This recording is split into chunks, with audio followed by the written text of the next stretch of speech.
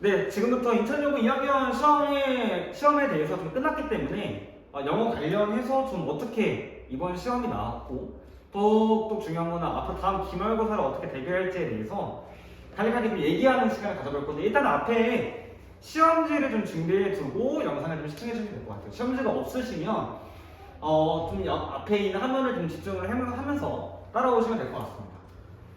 문제 2번부터 좀 볼 건데 의미추론 문제로 출제가 되었어요. 보통 우리가 의미추론 문제라고 한다고 하면 이 글의 주제와 관련해서 단어와 어떤 구문을 바꿔가지고 출제되는 게 일상입니다. 근데 이번 의미추론 문제는 좀 특이했기 때문에 같이 한번 봐보도록 해볼게요. 일단 첫 번째는 주제부터 우리가 먼저 잡고 들어가줘야 돼요.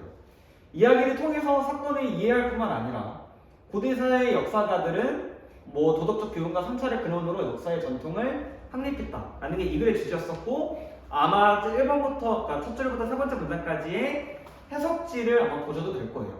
즉 무슨 말이냐면 어떤 이야기를 통해서 고대사의 역사가들의 도덕적 교훈과 성찰이 있었다라고 우리가 볼 수 있는 거예요. 이게 좀 어떻게 적용했냐면 실제 1번부터 5번까지를 공유를 봤었을 때 여러분들이 많이 당황했을 거예요. 왜 그러냐면 보통 1번부터 5번까지의 문장이 이렇게 긴 적이 사실 인천여고가 없었거든요. 근데 이번에는 문장의 길이도 길 뿐만 아니라 중요한 건 이 주제와 연관지어서 정답을 고를 수가 있었어야 됩니다. 1번을 해석해보자면 1437년부터 1454년까지 프랑스와 영국 사이에 전쟁이 일어났다라고 나와 있는데 이는 주제와 관련이 없어요. 우리 주제는 도덕적 교훈과 성찰이 있어야 돼요. 보기 2번도 마찬가지로 링컨은 암살될 때까지 대통령으로 지낸 미국의 정치인이었다고 얘기가 나왔는데 결국 이 지문도 도덕적 교훈과 성찰이 없습니다. 3번부터 보면 마틴 루터 킹은 이런 어떤 집회에서 사회를 보는 활동가 중 한 명이었다고 나왔는데 뭔가 도덕적 교훈과 성찰에 대해서 정확하게 나온 게 없어요. 이 사람에 대해서 소개하고 있을 뿐이지. 4번에 보면 처칠의 업적은 오늘날 전 세계 젊은이들에게 목적의식과 개인적 야망을 높이는 동기부여를 제공한다. 이게 이 글의 주제와 관련 있는 정답이겠죠. 무슨 말이냐? 5번은 따로 진행하지 않겠지만 의미추론 문제라고 해서 단순하게 주제만 알고 풀 수 있는 게 아니라 정확하게 문장 해석과 단어까지 알고 있어야 되고 이를 주제와 연관지어서 생각할 수 있느냐라는 문제였던 얘기죠. 그러니까 상당히 좀 까다로웠던 문제예요. 뒤로 넘어가서 문제 7번을 볼 건데 문법 문제입니다. 아마 이제 시험에 들어갔을 때 대부분 학생들이 전체 지문에 대해서 통화 암기를 하고 들어가는 친구들이 있겠지만 사실 이번 시험에서 그게 통하지 않는 시험이었어요. 보기 1번을 볼 건데 receiving이라는 게 동명사 주어로 나왔어요. 뒤에 동사가 could be가 있죠. 근데 실제 시험 때는 투부정사로 바꿔서 나왔어요. 동명사든지 투부정사든지 명사 역할하는 건 똑같기 때문에 바뀌었어도 사실 틀린 게 없던 문제였던 거죠. 2번도 보면 그 도움이라는 것들은 번역됩니다. 어떤 무능함을 암시하는 것으로서 이렇게 쌤이 좀 친절하게 주어 동사 전명구까지 다 끌어놨는데 실제 시험 때는 없던 주어가 또 생기면서 뒤에 목적어를 또 가지는 구조로 바뀌어서 나왔어요. 무슨 말이냐?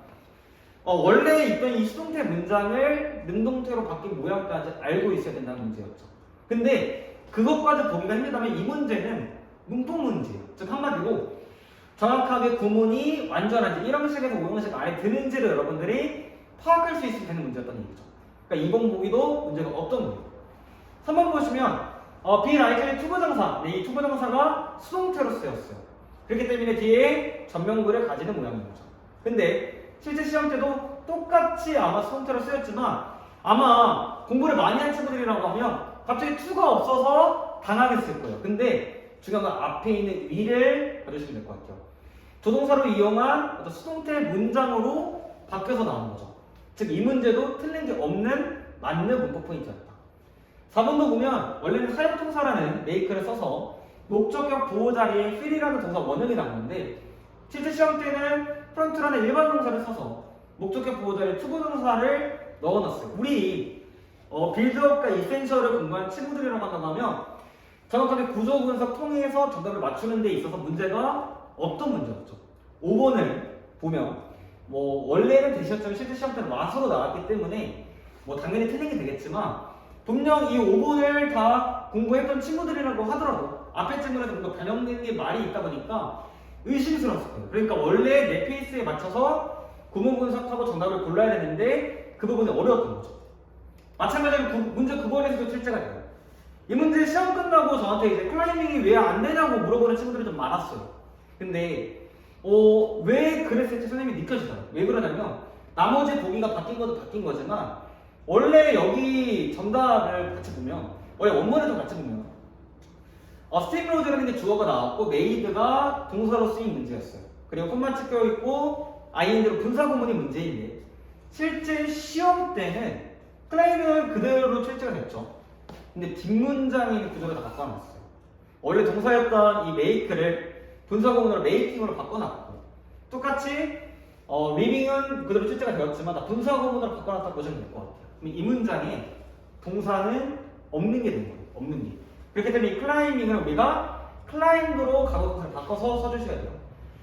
나는 분명 질문을 암기하고 공부를 하고 1번에 있는 그 밑줄을 외운 것들까지 기억이 나는데 뒷문장까지 볼 수 있는 여력은 없었던 문제인 거죠. 왜냐하면 이거 문제는 상당히 1번부터 어렵기 때문에.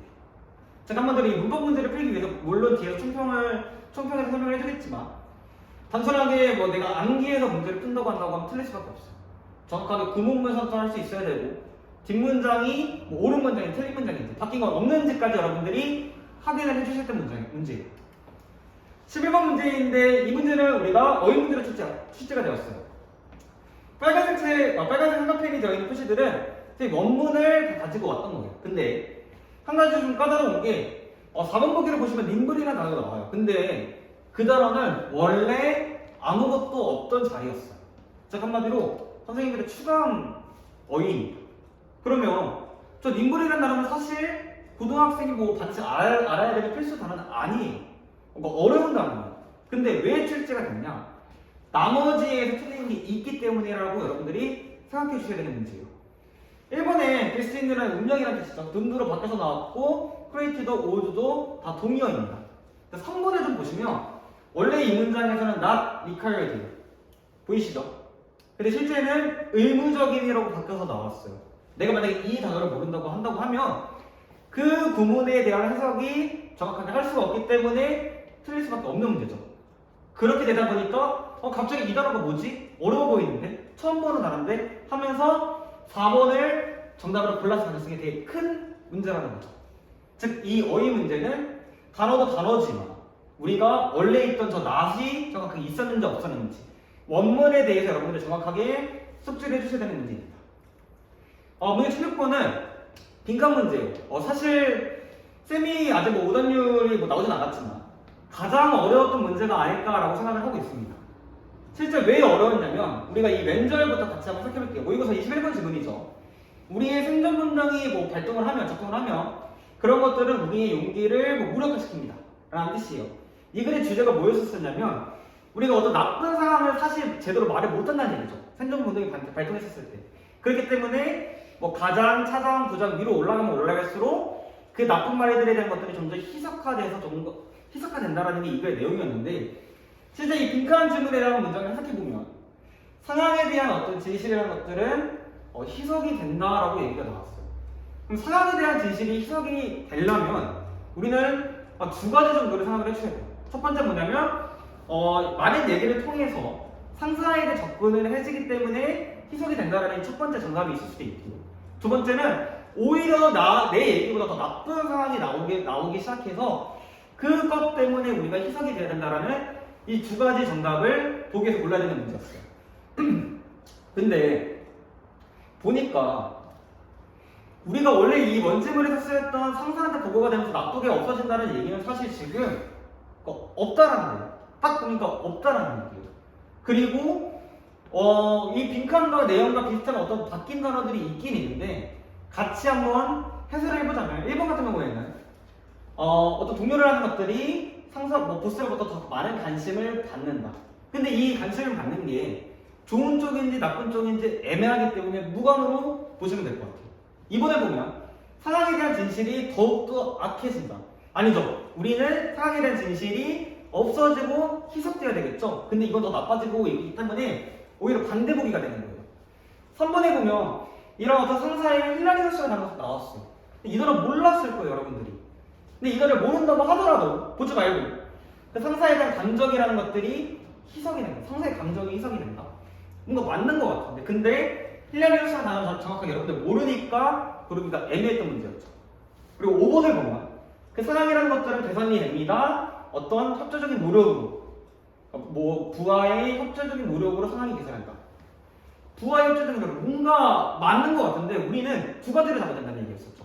나보다 더 나쁜 상황이 만들어진다거나 두 번째는 상사에게 보고가 되면서 점점 희석이 된다는 거지. 근데 5번은 그에 준하지 않는다는 얘기죠. 그러니까 정답 4번을 골라주셨어야 됐어요. 나쁜 뉴스를 말하는 것에 대해서 좀 더 비난을 받아야지 우리는 내가 아니라 다른 사람이 비난을 받아야지 나쁜 상황으로 인해서 여러분들이 내게 희석이 된다라고 볼 수가 있는 문제였죠. 상당히 까다로웠던 문제예요. 왜 그러냐면 항상 말하는 거지만 의미추론도 그렇고 빈칸도 그렇고 원래 있던 문장에 대해서 단어만 어렵게 바꿔놔서 혹은 구문을 바꿔놔서 출제되는 게 빈칸 문제인데 그동안에 인천여고 1학기 때 그렇게 했었는데 이번에는 정확하게 내용까지 숙지를 하면서 생각을 많이 해야 되는 문제였던 거죠. 그러니까 정말 까다로웠던 문제예요. 더욱더 중요한 거는 17번에 있는 무각 문제를 가볼게요. 아마 여러분들이 딱 이거 문제를 봤을 때 정말 망설임도 없이 진짜 5초 안에 정답을 4번으로 골랐을 거라 생각해요. 왜 그러냐면 1번, 2번, 3번, 5번을 앞부분만 보면 다 그대로 출제가 됐어요. 앞부분만 보면 변한 게 하나도 없어요. 근데 4번을 또 고를 수밖에 없었던 이유가 실제 이거는 모의고사 35번에 무각 문제로 출제된 문제예요. 무관으로 출제된 문제였고 이 4번 보기도 무관으로 출제된 보기였어. 근데 선생님이 그대로 된 거예요. 여러분들은 뭐야? 땡큐 문제인가? 4번 이거 무관으로 출제되었던 건데 이거 틀린 거지 하고 정답을 바로 골랐던 얘기죠. 근데 계속 아까도 말했지만 우리가 뒷문장까지 볼 수 있는 어떤 시간과 여유가 있었어야 됐어요. 무슨 말이냐? 이 글의 주제에는 입장을 취하는 것은 당신의 단점을 보여주시는 거다. 그러니까 당신의 단점을 보여주는 게 제일 중요한 거예요. 그래서 실제 무관문제로 출제되었던 이 4번에 있는 보기 뒷부분이 너의 관점에 동의하면서라고 바뀌어서 나왔어.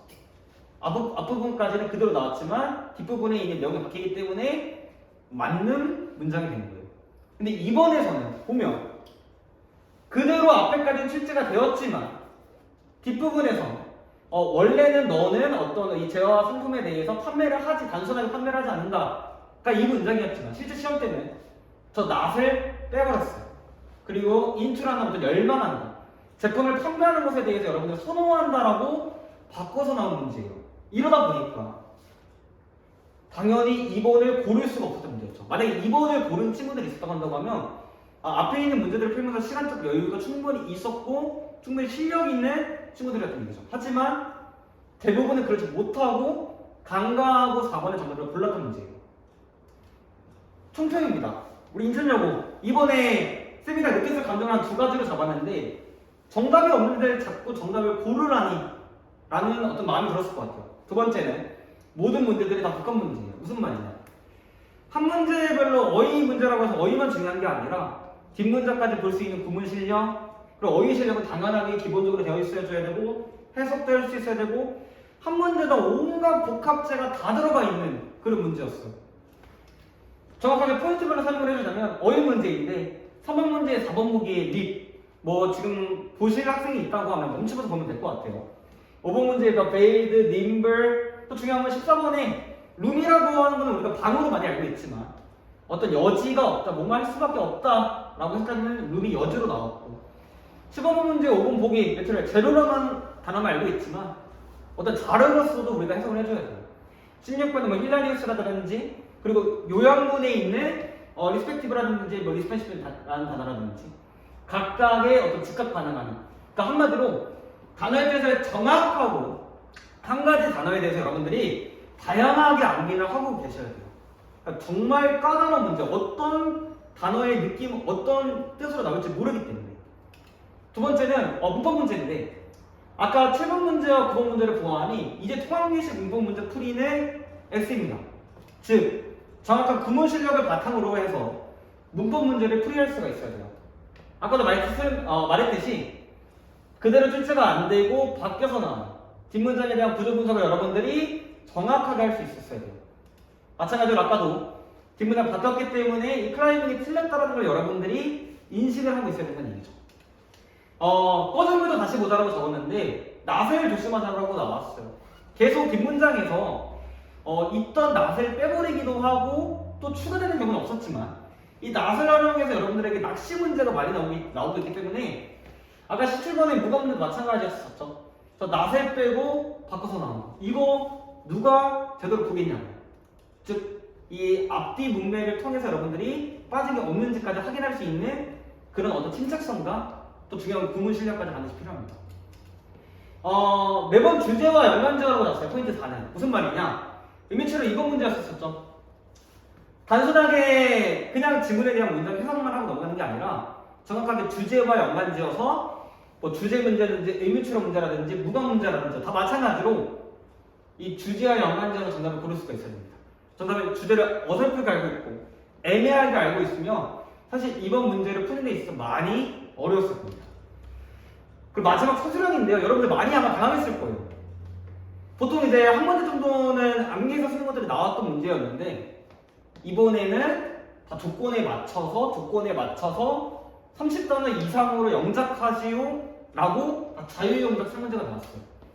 이게 얼마나 중요한 거냐면 내가 이 조건을 보고 구문을 쓸 수 있는 어떤 형식에 맞춰 쓸 수 있는 어떤 구문 실력. 중요한 거는 그리고 조건을 써야지 단어를 여러분들이 알고 있었어요. 그러니까 단어와 구문 실력 그리고 이를 바탕으로 해서 내가 영작한 게 맞는지 틀린지를 확인할 수 있는 어떤 오답에 대한 확인 방법까지 여러분들이 뒤에 있는 우리 고문끝 커리큘럼에서 영작 파트에서 여러분들 다 배우는 부분들인 거죠. 거기까지 나가지 않는 학생들이라고 한다고 하면 사실 이번 서술형 3문제는 버릴 수밖에 없는 문제였다. 그러니까 그만큼 객관식도 까다로웠지만 서술형 이 3문제도 정말 어려웠던 문제라고 보시면 될 것 같아요. 해결 방안인데 일단 절대적인 단어 실력을 요구합니다. 단어의 뜻을 많이 알고 있을 뿐만 아니라 정확하게 그 단어의 뜻도 여러분들 알고 계셔야 돼요. 두 번째는 구문이라고 하는데 형식에 맞춰서 잘 끊고 해석할 수 있는 실력을 쓰는 구문 실력이라고 보고 있어요. 이게 바탕이 되어야지 어법 실력도 될 수 있는 거예요. 이게 바탕이 되어 있으면 뭐가 좋냐? 시험 범위에 대한 준비 시 시간 투자가 적게 돼요. 내가 이미 다 알고 있는 단어들이야. 내가 이미 알고 있는 다 구문들이야. 이러면 따로 공부를 더 할 필요가 없다는 얘기죠. 그리고 보기가 이번에는 한글로 나와 있는 게 내용 일치 관련 빼고는 없습니다. 무슨 말이냐? 다 영어로 나왔어요. 근데 아까도 말씀드렸다시피 여기 있는 단어들은 사실 좀 특수하게 좀 어려웠던 단어들만 선생님이 모아놨지 그 외로도 여러분들의 뭐 수준에 따라서 모르는 단어들이 많이 있을 거란 말이죠. 즉 한마디로 같이 공사 얘기할게요. 보기 해석하는 시간이 줄어들 거예요. 내가 이미 단어 실력이 많이 알고 있고 꼼꼼하게 알고 있으면. 마찬가지로 서술형 영작할 때도 구문에 맞춰서 쓰기 때문에 이 두 가지가 절대적으로 필요하다. 그러니까 신텍스 이센셜과 고문급 과정까지가 반드시 필요한 부분인 거죠. 세 번째는 정확한 주제와 내용 정리입니다. 모든 문제들이 단 하나 주제에서 벗어나서 출제된 것들 하나도 없습니다. 당연한 얘기겠죠. 주제와 관련해서 문제를 출제를 하겠죠. 근데 이 주제를 어떻게 보느냐. 의미추론 문제도 마찬가지로 단순하게 단어와 어휘가 밖에서 나오는 어떤 주제가 아니라 이 글의 내용과 연관지어서 볼 수 있는 그런 문제들이 많이 출제되었다. 네 번째는 낫이나 원문과의 차이점을 볼 수 있는 공부 시간 투자입니다. 이게 무슨 말이냐? 웬만한 공부 시간 투자로는 앞뒤 문맥을 파악할 수 있는 시간조차 없어요. 그러니까 내가 기본 실력이 되어 있으면 문제 좀 이상한데? 왜 이게 출제가 되었지? 의심부터 해야 된다는 얘기죠. 그리고 바뀐 게 없는지, 변형된 게 없는지까지 확인할 수 있는 공부 시간까지 여러분들이 절대적으로 많이 투자를 해주셔야 돼요. 끝으로 이런 얘기들을 말해요. 인천여고 이번에 시험 못했냐 하면 다들 다 똑같이 말할 거예요. 어려웠다, 뭐 차상이다, 아니면 이거 진짜 뭐 못 풀겠다. 친구들 다 어렵다라고 얘기를 많이 했을 텐데 실제로 어려웠던 건 사실이에요. 정말 어려웠었지만 중요한 거는 그에 맞는 공부 시간을 투자를 했냐. 그리고 두 번째는 그에 맞춰서 여전히 단어와 구문 공부를 하고 있냐. 내신 끝나고 난 다음에 중간고사 끝나고 대부분의 학생들이 기말고사를 바로 준비를 하는데 지금 이 시험은 시험 끝나고 기말고사 준비를 아무리 공부를 하더라도 실력이 늘 수 없는 문제를 풀 수 없는 시험이에요. 단어 공부 더욱더 열심히 해주셔야 되고 그리고 구문 실력도 더 열심히 해주셔야 돼요. 왜냐하면 변형이 돼서 계속 출제가 되니까. 여기까지 2차적으로 총평 그리고 피드백 해설 강의 마치도록 하겠습니다.